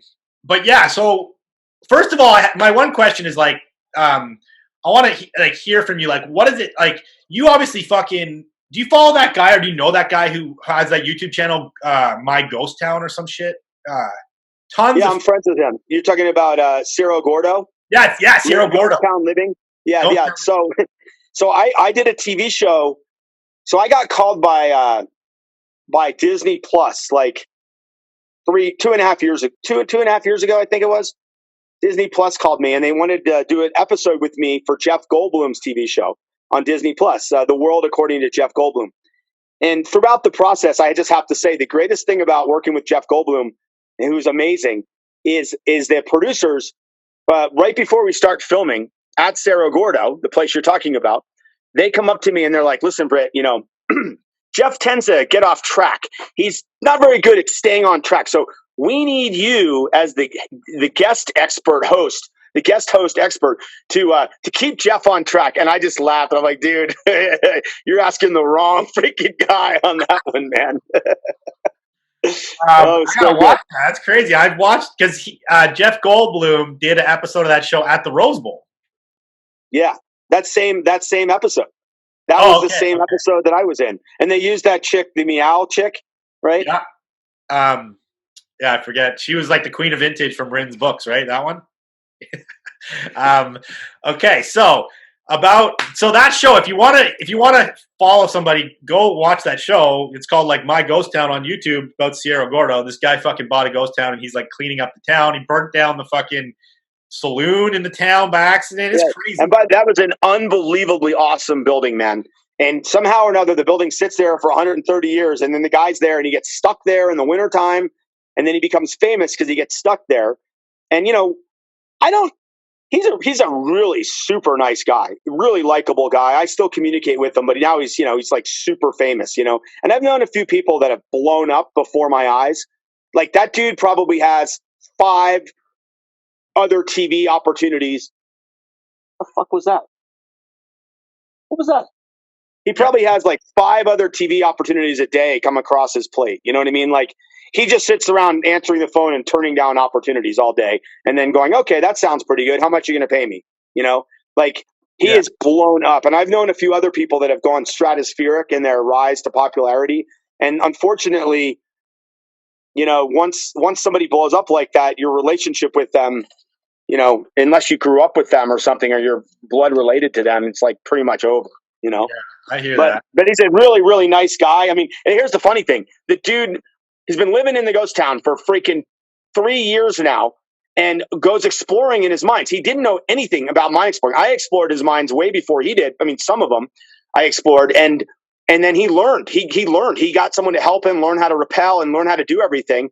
And he finally found a pair of Levi's. And this is another one of these things, just like the Cerro Gordo thing or the Castle Dome one, where the guy says he found $500,000 of jeans. And I actually was there and I appraised them. And it's a fraction of what he thinks it is, value-wise. Well, this Cerro Gordo guy only found one tattered pair from what I've seen. Yeah. And it's reported on like the New York Times reports that it's $100,000 pair of jeans that he found. Yeah. It's worth like $400, dude. And they're saying it's $100,000 thing. Did you see what they look like? So funny, it's man. like a couple of buttons and a waistband. I've seen episodes of, and they're like 1910. They're not even really early. Yeah, which to me that's early, but fuck, for a real mind digger, that's not that early. And I've seen episodes of like American Pickers or Pawn Stars where they're like talking about like regular like early like 70s red lines or whatever, and they're like, these are $1,000 jeans, and you're like, those are fuck all like $100 jeans, It's so misrepresented. Here's the deal. I was watching Antiques Roadshow, right? So my original concept for my show, when I started developing my show with my cousin, so then we owned the rights to it, and then we went to pitch it, and that's when we ended up partnering with the production company that got us the TV show. But and I got my cousin on all these shows too. He was a producer on all my shows, which was awesome to have. To show him the loyalty, bring him on board and everything and get him. And then he got exposed all over the industry. So he got all sorts of jobs. He was shooting porn before he started working with me. Anyhow, which, he knows how to get the good angles then, Brit. Yeah. So anyway, where am I going with the cousin thing, the TV thing? We pitched our own thing. Oh, I had something there, man. You kept the rights to the show or something? No, not real. Well, yeah. I mean, I was an executive producer on a Discovery Channel TV show, which is pretty cool in my resume. My resume is hilarious if you ever want to look at it, by the way. It's so ridiculous. And like I put like the first thing on my resume is successful with a pumpkin patch at 9 years old. You know what I mean? grew pumpkins and sold them at the side of the road. Pumpkin patch entrepreneur, stuff like that. Think about that. Like, what do we go on to say after you're like, you put on your resume, sold used clothing for 25, 30 years. What kind of job are you going to go after with that resume? Well, I get some really interesting opportunities, that call me. And I always say, one of my quotes that I say is, it's really nice to be asked to the dance. Even if I'm not wanting to dance in that particular dance or that song, it's nice to be asked. And I just had a TV show call me last week. I got all excited about it. It was a Japanese chance to work on another Japanese TV. I've done a bunch of Japanese things. I've done probably 5 of them now, where they've hired me for a few days and they film my collection and gone out to some mines with me and stuff. But, I'm at a level where I demand a very high day rate. I'm like a supermodel with the day rate here. And you're getting me for free, you son of a bitch. Good for you, man. Anyway. But anyway, so they didn't want to pay my price. They didn't want to pay my price. So if you see this show come out with, it's on NHK and it's with somebody that's like a poser, that's because they didn't want to pay for the real deal. Okay, what's that show called? I don't know what they're going to call it, but it's like, they were pretty cool. I talked to the guy. I offer like these TV people a whole package. I'm like, look, I'll provide the location, I'll provide some collection pieces so you could see some extraordinary stuff, because what's the chances of really finding something? I mean, it's like I tell people, go look in mines, like all the time. Like, yeah, you should go look in mines and find tons of old clothing. Give me a Yeah, break. well, obviously, It's the hardest thing in the world. so It's the hard. You hardest got thing to in the fucking world. repel it. It's super, super dangerous. People get trapped in mines. These are unstable fucking mines that haven't been active in like some of them 100 years. So definitely not recommended unless you're like insane. But a couple questions. So I have Can I what? tell you two quick little anecdotes about mines? Yes. And then I'll go to your questions. So first Okay. of all, I call it first descents. I coined this term, first descents, Okay. which is just like first ascent onto, Annapurna or K2 or whatever. Yeah. First descents, I'm the first one in a mine. When I find a mine that I know, because there's ways to tell that I'm the first one in this place since the 1880s, 1870s, that's what I'm seeking. I'm seeking a first descent. I have a friend, the guy that trained me, when I first was starting doing this in the 2000s, my friend Stuart Burgess said to me, or I said to him, I said, Stuart, aren't you afraid that, you're going to get lost in a mine? Listen to this quote, Brit. I'm hoping to find a mine big enough that I could get lost in it. Because the bigger the mine, the more chances you're going to find some treasure, the more the miners were like living in there, so to speak. So when I go down in a mine and I could tell I'm the first one because it's like being on the moon, man. There's like a fucking cloud of dust. It's like the floor of the mine's here, but then the actual like top of the dust is here. So you put your foot in and this billowing cloud comes and you get enveloped in like a fucking tube, man. It's crazy. So that's one. Second, I've had a lot of crazy things. I've almost died several times, but one time I was rappelling down a mine. Stuart was at the top. I'm going down in this mine. I'm about 200 feet down on my rope, getting chills again here on the thing. And all of a sudden I'm like, because, when you're going down, you got to be looking all around. You're looking up, you're looking everywhere. And all of a sudden I'm looking this way, fucking mountain lion, petrified mountain lion right next to me. I can't believe I lost these pictures of this. This was like 2007, 2008. Stuart probably has the pictures. I've asked him for them like 5 times over the years, and he's given to me, and then I've lost them again because, as I mentioned, I lose everything in like that $20,000 pair of jeans. Anyhow, petrified mountain lion, dude, like taxidermy style. Like it had fallen down, must have been chasing a rabbit, and landed on like a board going across. So its haunches were like this, and it's snarling, and it was probably been there for 50 years, but it looked exactly like it did the day it died. It's so dry. No It predators was in down there. Nevada. Yeah. It was so dry. It just like desiccated the thing, but it is unbelievable. I thought to myself, if I could get this out of here, I could probably sell this for like 20 grand, Crazy. Fuck. So that's fucking wild, man. Like I thought you were gonna say like it was live and you can't stumbled in on its cave, but like that thing obviously was Petrified. in there and there's nothing in there to eat it like when it died, so it just fucking dries up. Crazy. Yeah, and at the bottom of that same mine, there was 100 rattlesnakes, like literally. Because I said to Stuart, I'm like, holy shit, because our walkie talkies weren't working, so I had to yell, and he couldn't really hear me. And so then I went down to the level. There was a level about 15 feet below the mountain lion. Rattlesnakes everywhere, but they were all dead except for 2 of them. There were 2 live ones, but I could hear them. But the other ones were all petrified too, and so I wanted to keep exploring the mine, so I had to kill these 2 rattlesnakes in order to keep going. And that's when I talk about how fucking psycho I've been doing this. Don't watch this, Mom. That's amazing. So I've seen stories. So first of all, early mines had the miners would explore with candles. They would put candles on their helmet, right? Stuck it right there on the helmet. It would be a literal fucking candle, right? So wax would drip on the jeans. And then they went to acetylene fucking lamps, right? So Carbide, yeah. Carbide, Acetylene, carbide, yeah. Which is like a gas reaction with water on your fucking head, basically like a bomb on your fucking helmet. They would put. You probably see those in the mines too. Those lamps. Yeah, right? I found some. Those, I mean, like I said, man, finding anything in a mine is just about impossible.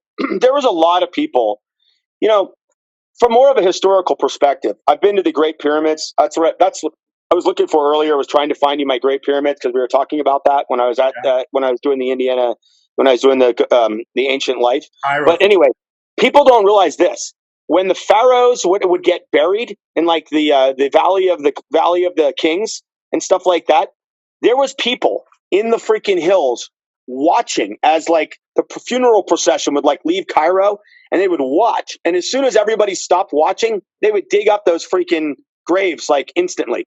So there's been tomb raiders from the beginning of time. And, you know, just because some mine was abandoned in the 1880s, that doesn't mean some dude in the 50s didn't go in there to just, explore and steal stuff, get stuff.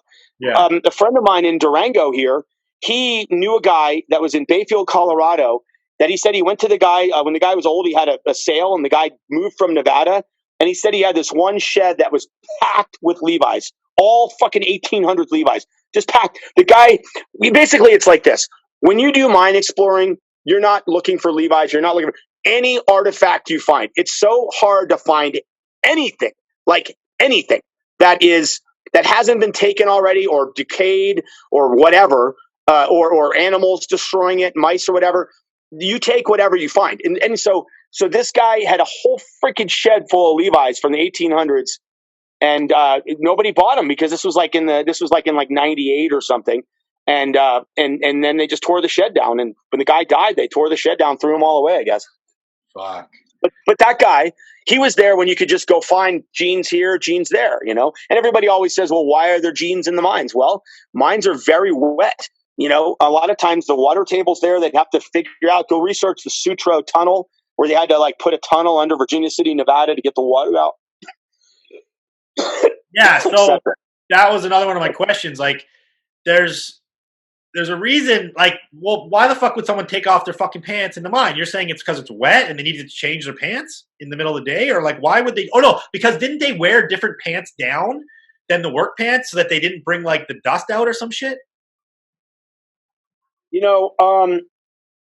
There's a lot of different reasons. Like if you go to like South Africa or some of those African mines, remember those Blood Diamond with Leonardo DiCaprio? They would actually strip search people and look in there, do a cavity search, because if somebody did find a diamond, that could, this is a person making like $1 a week or something. They find $1 million diamond, they'll put it up their ass, whatever. They'll swallow it. Who knows, to get it. So yeah, I think there was mines that would have changing rooms that would make people take their clothes off. And I know this for a fact because I've been in changing rooms. I got some unbelievable changing room stories. The ultimate dream is to find a changing room. Actually, I could show you what one looks like real quick. Yeah, so essentially the men would come down to work. They'd have to change into their work clothes, go back, change out, and go up the shaft and go home. And probably because that was a way that they could keep people from that. Okay, so I told you I'm already a kind of a historian about this stuff. Yeah. Another serendipitous thing, I bought a mine in a place called Goldfield, Nevada. When I told my mom I bought this mine claim, this was in like 2007, she said, Goldfield, Nevada. Goldfield, Nevada. She goes, that sounds really familiar. So about a week later, the mail comes. In the mail, a little note from my mom. This belonged to your great-great-grandfather that you're named after. No, great-great-great-great-grandfather, Luzerne Britton Eaton. I'm Peter Britton Eaton. Luzerne Britton was a gold miner in guess where?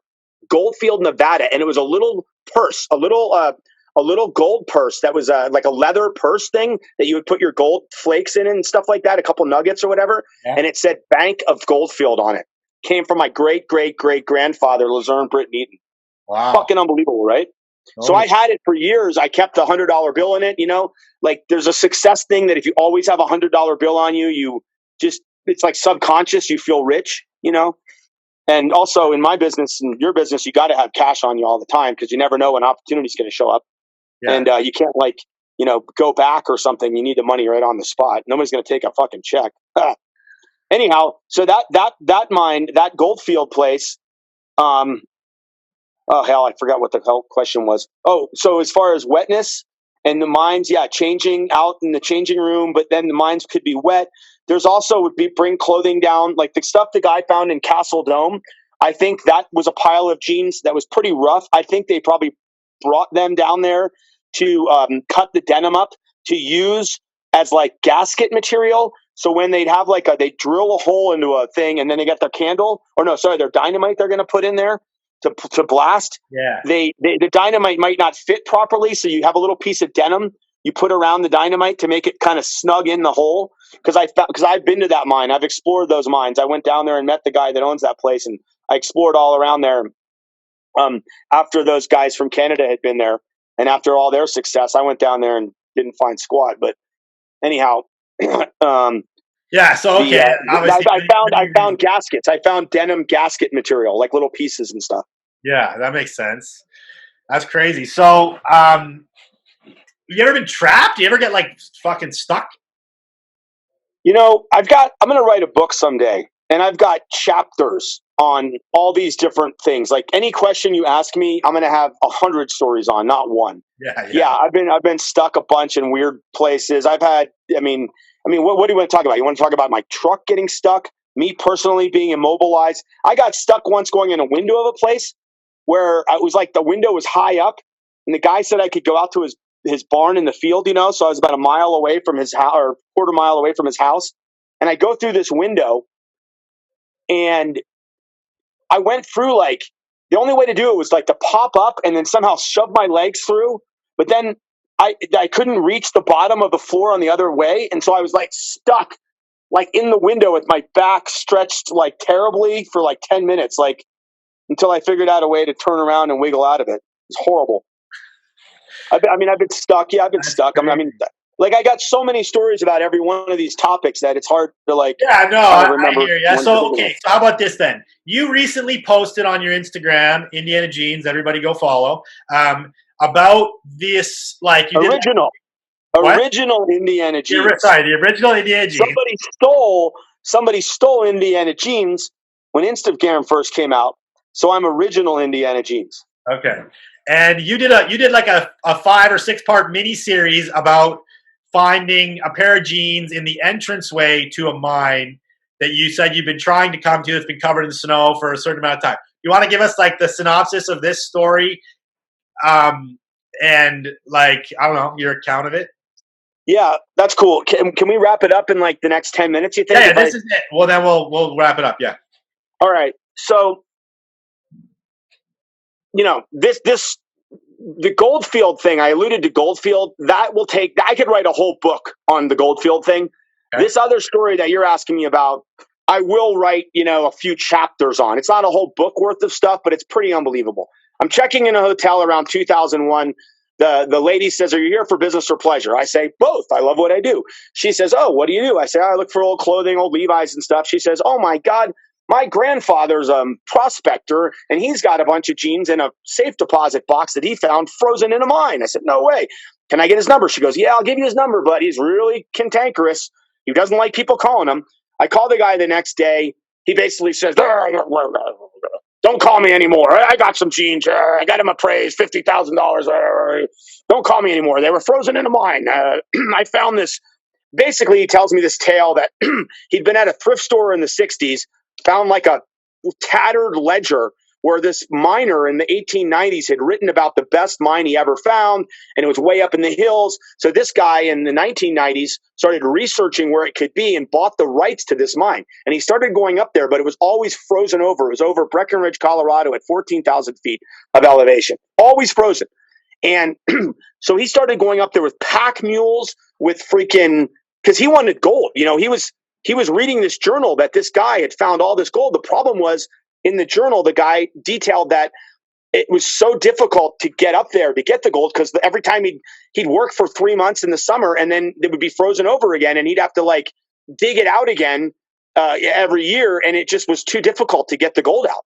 Yeah. But now in the 1998, the gold is worth so much more than it ever was worth back then, right?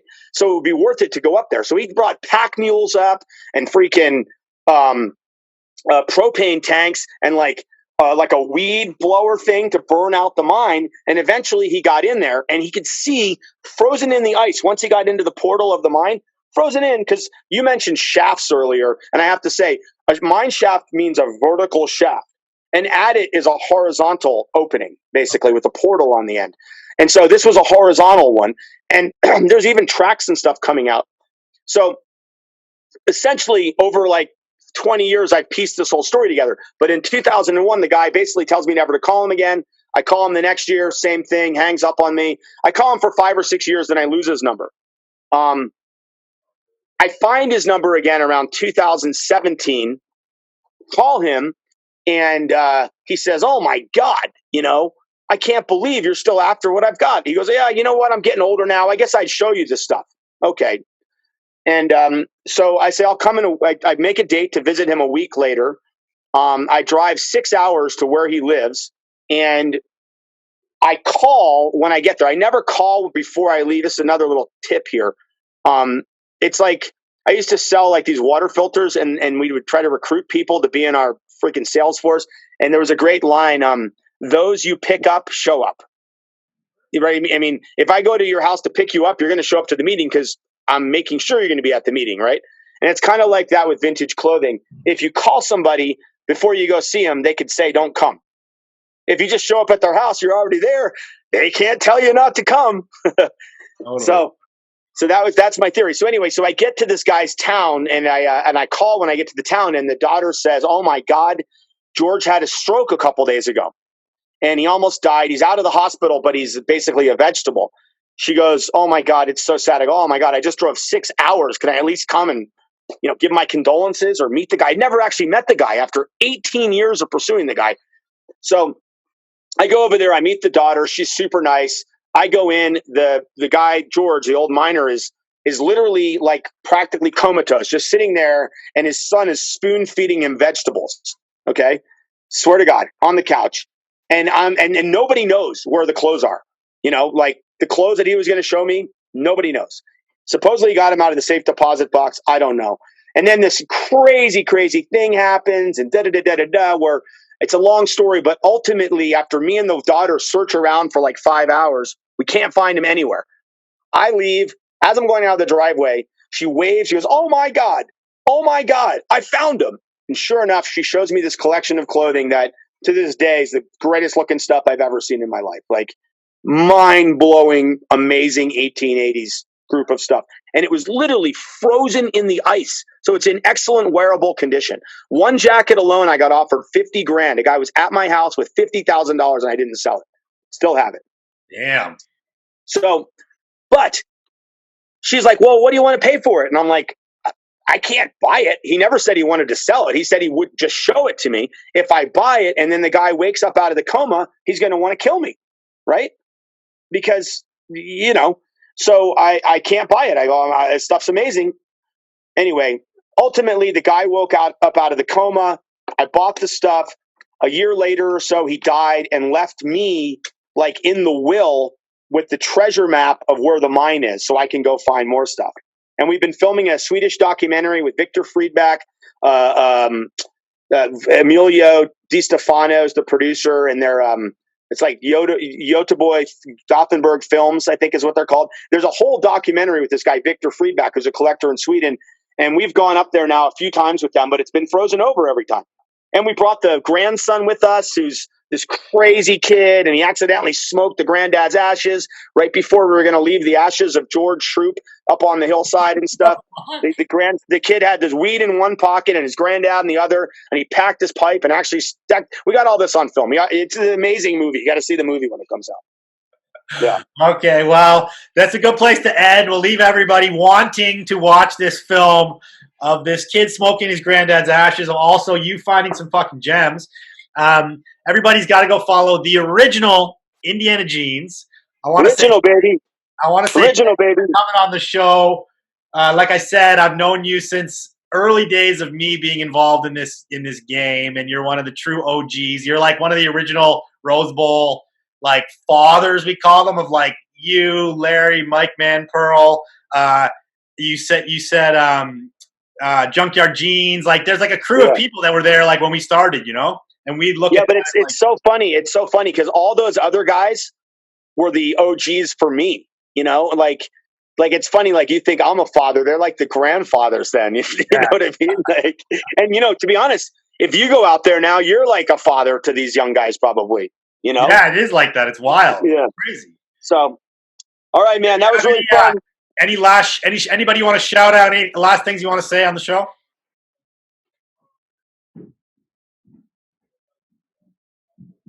Are you thinking?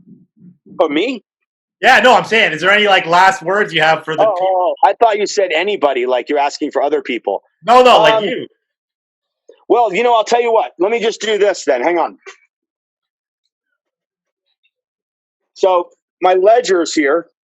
Let's see if I can get one. Ah,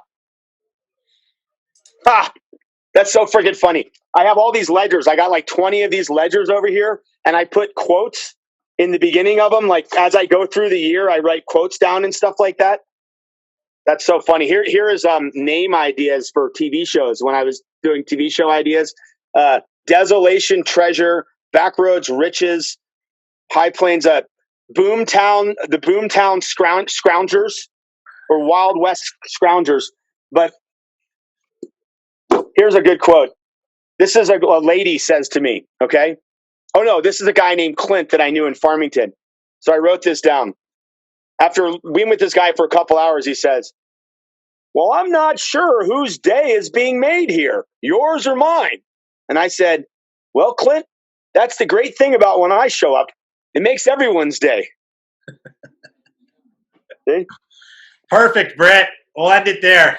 Thank you, sir. Peace. Later. Good stuff. Well, everyone, hope you enjoyed that episode as much as I enjoyed recording it. I'm going to be coming back with lots more great episodes. Lots more OGs in the game are going to be on the show.